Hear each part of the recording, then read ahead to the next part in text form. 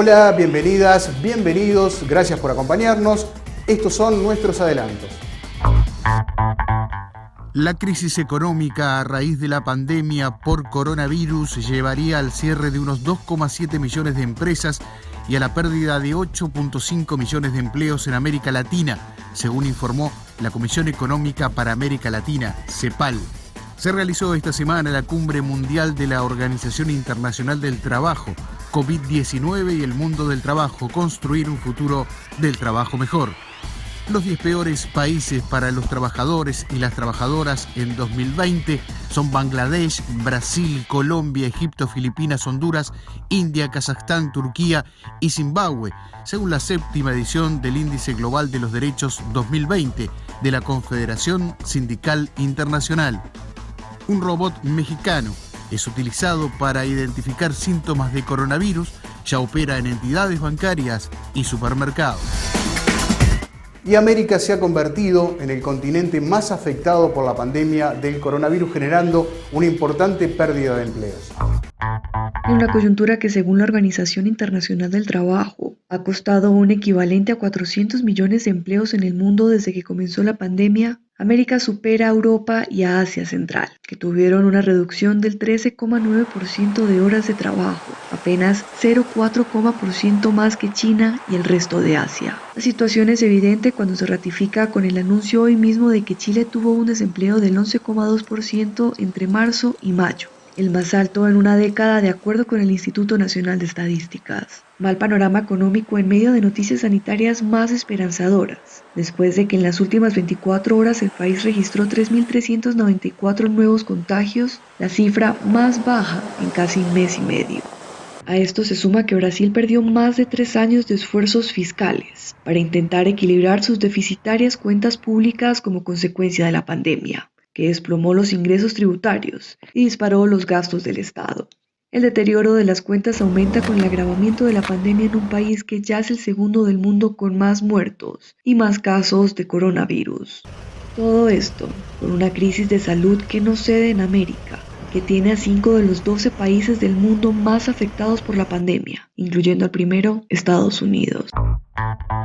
Seguimos con más información. La crisis económica a raíz de la pandemia por coronavirus llevaría al cierre de unos 2,7 millones de empresas y a la pérdida de 8,5 millones de puestos de trabajo en América Latina, según informó la Comisión Económica para América Latina, la CEPAL. La CEPAL indica que la crisis económica y social desatada por las medidas sanitarias para combatir la propagación del nuevo virus podría dejar 83,4 millones de personas en la extrema pobreza, 16 millones más que en 2019, lo que incrementaría el hambre en la región, donde no faltan alimentos sino dificultades para que muchos los compren. El informe indica que la crisis económica ha suspendido total o parcialmente las actividades productivas, impactando con mayor fuerza el comercio mayorista y minorista, a hoteles y restaurantes, actividades empresariales y a las manufacturas, entre otras áreas. Nosotros estamos proponiendo, digamos, muy seriamente frente a la quiebra de empresas, porque, digamos, va a haber una quiebra posiblemente del 19% de las empresas en América Latina y el Caribe, por lo menos. Y las más afectadas van a ser sin duda las microempresas, que ya las estamos viendo sufrir, y para poder paliar estos efectos, la verdad que estamos proponiendo subsidios concretos a estas empresas, subsidios, no créditos, porque la verdad es que la recuperación va a tardar, va a ser larga. Solo en el sector comercio se perderían 1,4 millones de empresas y 4 millones de puestos de trabajo formales, mientras que el turismo perdería por lo menos 290.000 empresas y 1 millón de puestos de trabajo. Nos vamos a Bolivia, donde la presencia durante horas de un cadáver en la calle de un hombre que al parecer falleció a causa del COVID-19 puso en evidencia la preocupante situación que vive la ciudad de Cochabamba.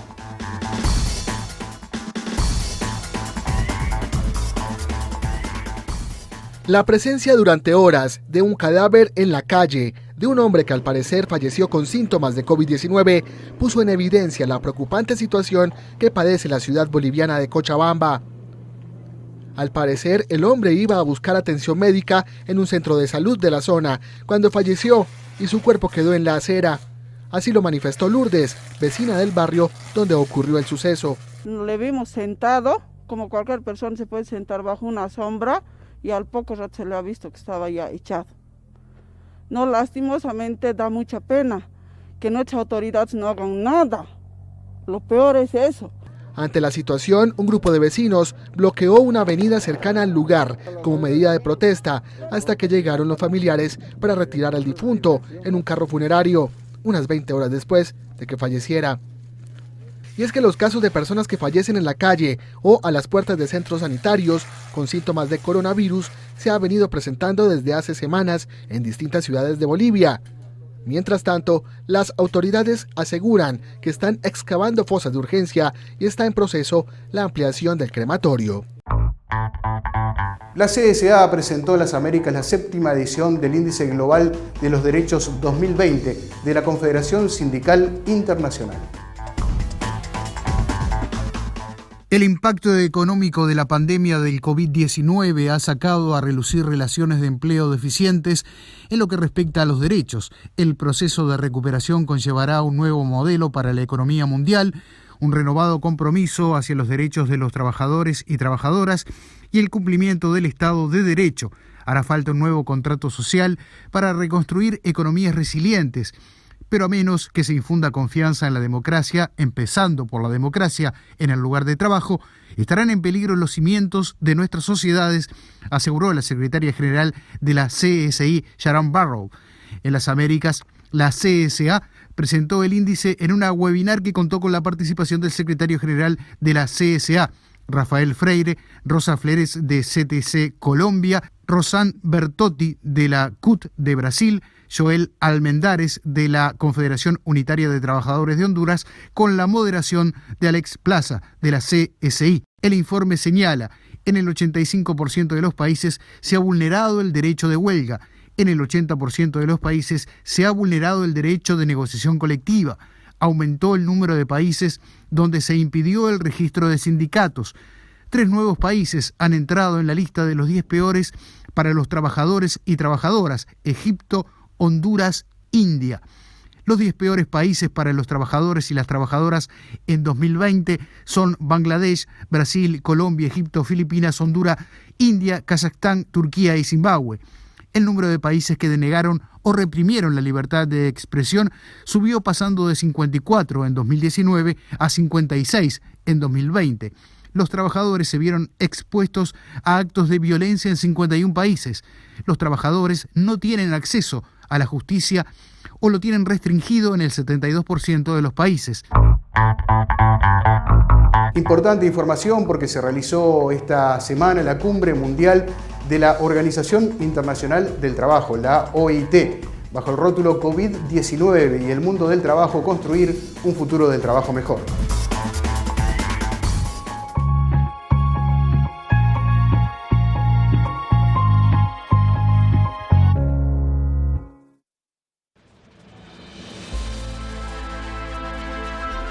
En 2019, la Organización Internacional del Trabajo celebró 100 años de existencia y adoptó la Declaración del Centenario para el Futuro del Trabajo,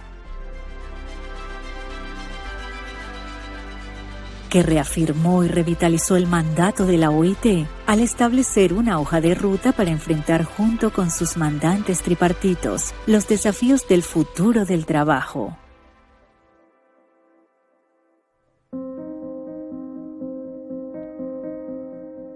Apenas 9 meses después, la COVID-19 fue declarada como una pandemia por la Organización Mundial de la Salud. Ha tenido un efecto devastador sobre el mundo del trabajo y ha provocado una crisis humana, económica y social que no tiene precedentes en los tiempos modernos, causando sufrimiento a muchas personas y dejando al descubierto la extrema vulnerabilidad de millones de trabajadores y empresas. La COVID-19 no discrimina, pero su impacto ha sido más fuerte entre los que menos tienen, los más vulnerables, exacerbando las desigualdades que ya eran preocupantes antes de la pandemia. El efecto ha sido más pernicioso entre las mujeres, que trabajan en los sectores más golpeados por la crisis, y entre los jóvenes, que enfrentan una crisis de oportunidades y corren el riesgo de ser considerados como una generación del confinamiento. Las Américas es una de las regiones más afectadas por la pérdida de horas de trabajo en el mundo, y las últimas estimaciones de la OIT sobre desempleo en América Latina y el Caribe indican que podría subir a casi 13%, la más alta desde que se calcula este promedio hace 30 años. La alta informalidad que afecta a unos 140 millones de trabajadores ha mostrado los costos de tener una fuerza de trabajo desprotegida, con bajos ingresos, para quienes fue imposible cumplir con las medidas de aislamiento social. La situación de los trabajadores migrantes es apremiante, mientras millones de pequeñas y medianas empresas se han visto forzadas a cerrar sus puertas. El mundo del trabajo no puede seguir siendo el mismo después de esta crisis. La declaración del centenario de la OIT puede orientarnos para responder a los desafíos económicos y sociales planteados por la COVID-19. En las Américas, como en el resto del mundo, la reconstrucción exitosa de los mercados laborales va a requerir encontrar las vías para lograr un mejor futuro del trabajo para todos.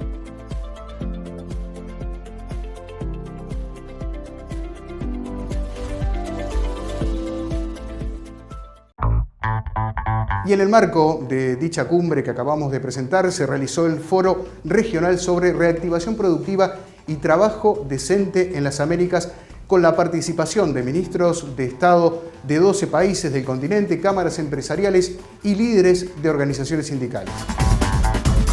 El desespero de las personas desempleadas y la falta de protección social nos preocupa y nos deja indignados las decenas de miles de muertes debido al coronavirus. Muchas de ellas eran inevitables. Sin embargo, también muchas de ellas podrían haberse evitado con el distanciamiento social, con la garantía de los salarios, con la renta básica para la población en condiciones de mayor vulnerabilidad, con sistema de salud público, con saneamiento básico, con acceso a agua y viviendas dignas. Nos alarma que en países importantes de las Américas existe el negacionismo, ataques a la ciencia, la ideologización del virus, políticas esas que amenazan otras decenas de miles de vidas. La pandemia pone, digamos, en la realidad y escala mundial los problemas que el movimiento sindical de las Américas viene puntualizando desde hace mucho tiempo en todos los foros internacionales. Si nos quedamos con los brazos cruzados, esta crisis concentrará más la economía, aumentará el desempleo, la precarización laboral y profundizará aún más los índices de pobreza y desigualdad en la región. Creemos que la nueva realidad superadora se debe edificar sobre la base de los derechos, el desarrollo de sociedades más democráticas, plurales e inclusivas. La OIT, reafirmando sus objetivos fundacionales, que son fundamentales para nosotros, importante, debe orientarnos en una arquitectura sustentable y moderna para que se institucionalice el diálogo tripartito y la justicia social en toda su dimensión. Y en este foro regional de la OIT, representantes de los trabajadores y trabajadoras de nuestro continente destacaron el impacto de la pandemia en sus países.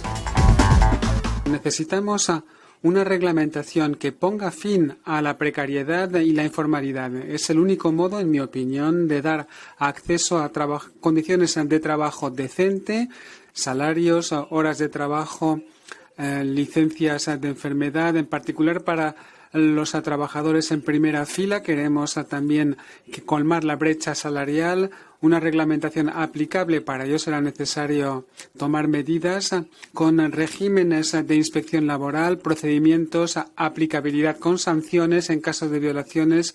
Los trabajadores tienen que poder practicar la negociación colectiva y la libertad sindical, y hay que hacer hincapié en la gente y no medidas de austeridad, en las personas que tienen que ser tratadas con respeto y dignidad. Y tan solo para completar lo que ya ha sido dicho, efectivamente, para que todo esto pueda llevarse a la práctica, todas las vidas cuentan. Y si cuentan todas las vidas, también cuentan las vidas negras, más que nunca. Todos sabemos que la inteligencia artificial superó en mucho la capacidad humana de realizar centenas de tareas complexas. Sabemos también que los robots han sustituido o están sustituyendo la mano de obra humana en las fábricas, en los hospitales, etc. Y que sacan también millones de empleos de los trabajadores en esta situación. Sabemos que los teléfonos móviles, que hace 10 años o un poquito más se usaban solo para hablar entre las personas, son hoy, con esta pandemia, un instrumento de teletrabajo en que las personas, que los trabajadores trabajan en los móviles por 10, 12, 15 horas al día y sin recibir en gran parte por esta sobrecarga de trabajo. Entonces, para mí, es más do que reflexionar sobre las nuevas tecnologías, es salir de la reflexión, del debate para la acción. O que presupone, por ejemplo, regular el teletrabajo con urgência, garantizar a proteção social a todos os trabalhadores, incluso os trabalhadores de la economia informal, os trabalhadores de las empresas transnacionais de plataforma e, claro, cambiar de la informalidade a la formalidade, como todos aqui têm acordo. Pero é importante que a transferência da informalidade para a formalidade seja com trabalho decente. Não é suficiente fazer a formalização do trabalho por la lei. Nos vamos a Argentina, donde la Central de Trabajadores Argentinos realizó un conversatorio sobre acuerdos paritarios del sector docente en el marco de la pandemia.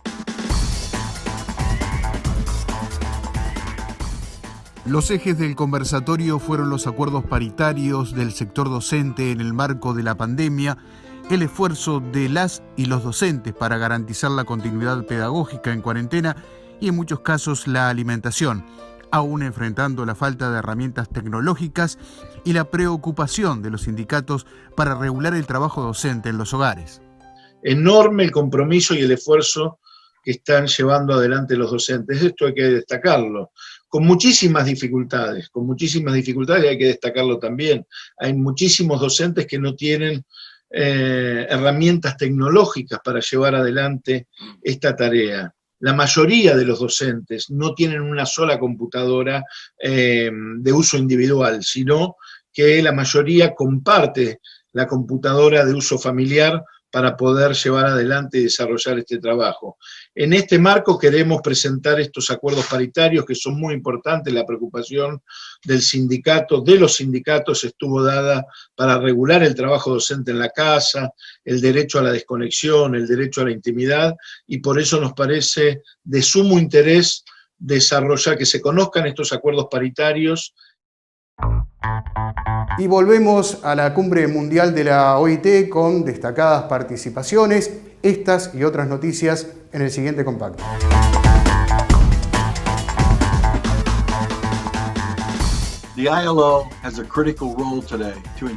La OIT tiene hoy un rol crítico para asegurar una respuesta coherente a las necesidades de las personas. Esta cumbre reúne a gobiernos, empleadores y trabajadores para hacer frente a la crisis, dijo Richard Trumka, presidente de la Federación Estadounidense del Trabajo y Congreso de Organizaciones Industriales. No hay soluciones unilaterales para esta crisis. Necesitamos un nuevo contrato social.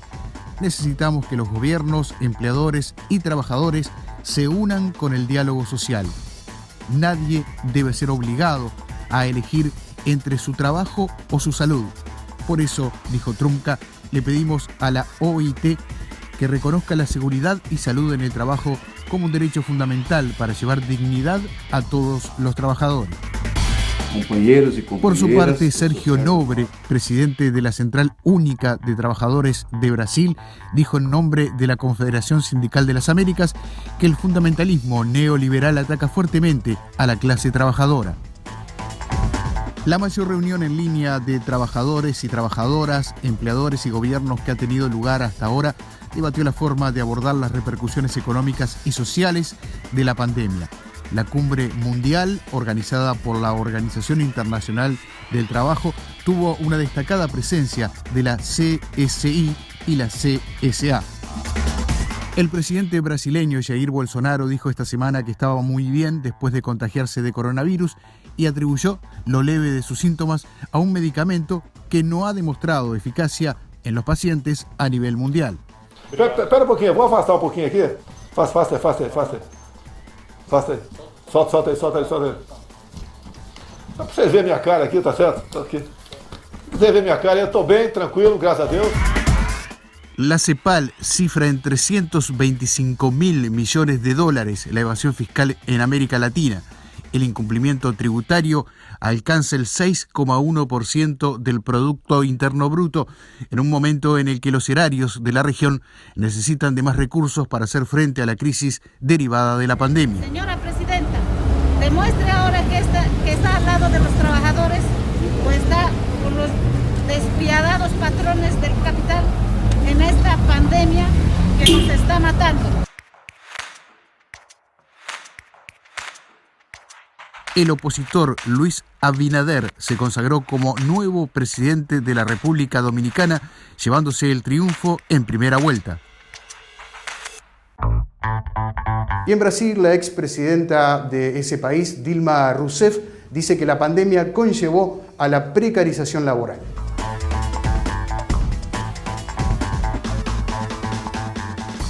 Nós enfrentamos a pandemia com 3 coisas graves. Um desmonte na área de saúde. 2, além do desmonte na área de saúde, um desmonte na rede de proteção social. E 3, todo um processo de redução do papel do Estado no atendimento à população mais pobre do Brasil. E isso levou, por exemplo, a reformas trabalhistas que criaram o maior nível de informalidade e precarização do trabalho. Você junta tudo isso, você tem um efeito da pandemia sobre o Brasil drástico. Nos vamos a México, donde un robot de ese país capaz de medir la temperatura y el oxígeno en la sangre e interactuar verbalmente con pacientes para identificar síntomas del COVID-19 ya opera en entidades bancarias, supermercados y pronto lo hará en un hospital público. RumiBot COVID-19, un robot mexicano capaz de medir la temperatura y el oxígeno en la sangre e interactuar verbalmente con pacientes para identificar síntomas de coronavirus, ya opera en entidades bancarias, supermercados y próximamente en un hospital público. Aldo Luévano, CEO de Rumi, la firma de ingenieros mexicanos que desarrolló el robot, explica que la pandemia plantea la necesidad de usar robots para evitar el contacto y el contagio.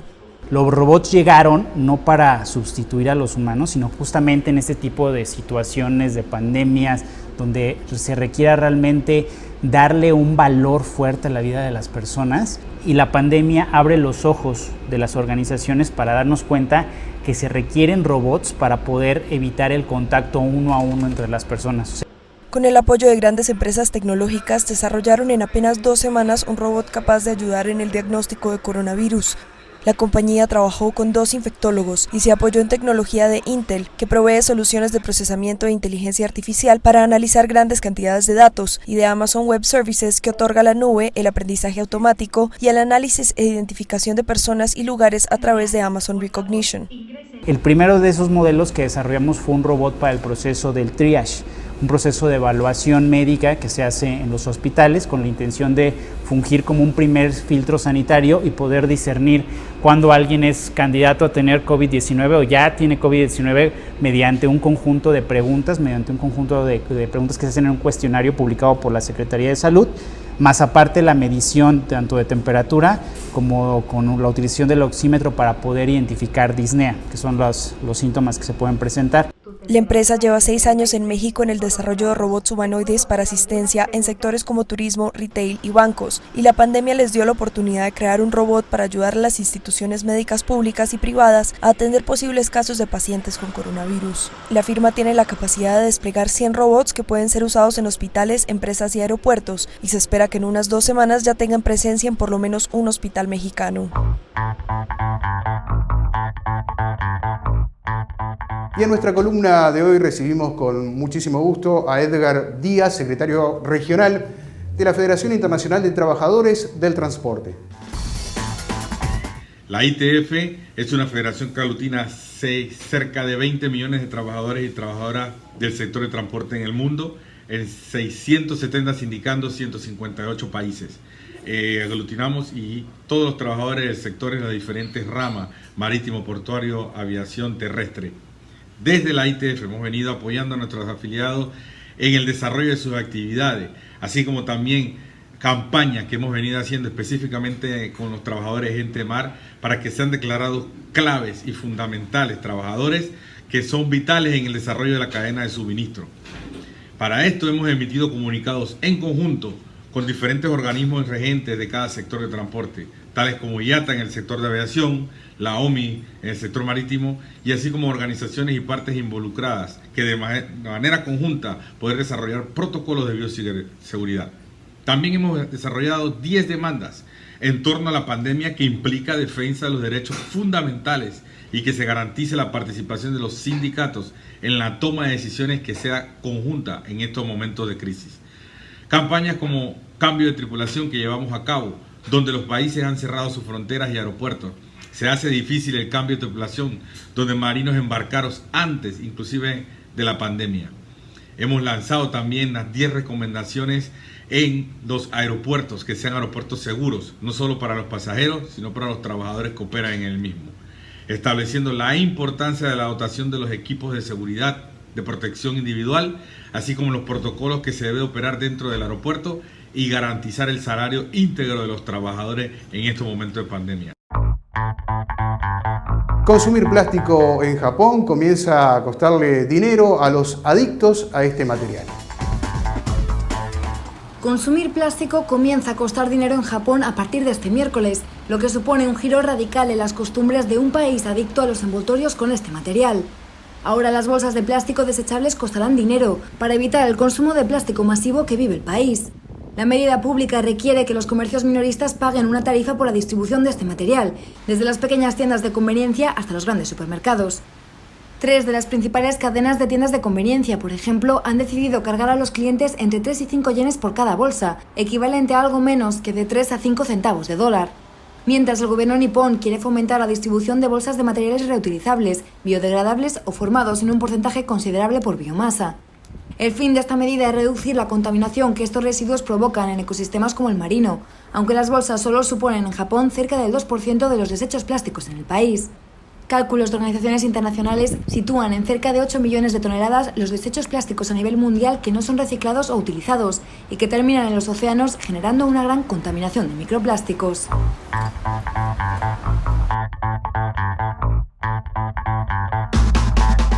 Soy José Sena, desde la sede continental de la CSA en Montevideo, Uruguay.